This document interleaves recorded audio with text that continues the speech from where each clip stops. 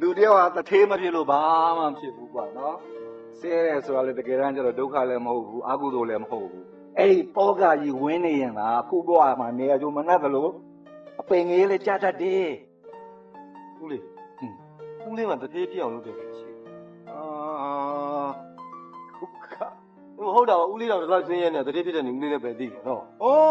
မင်းတော်တော်လာတဲ့ကောင်မလားဘယ်နဲ့လဲကွာဆဲတာလေးနဲ့တထေးဖြစ်တဲ့နေကိုမသိရတော့ဘူးတဲ့လားဒီမှာမင်းသိတဲ့နေကိုငါပြောပြပါမယ်ကွာဒီမှာမောင်ပေါက်ချင်းရဲ့ဆရာဟာဘယင်တစ်ပါးမဟုတ်ပါဘူးနော်သူ့တပည့်မောင်ပေါက်ချင်းဘယင်ဖြစ်စေတဲ့စကားတွေသုံးမှုကိုသူကသင်ပေးလိုက်တယ်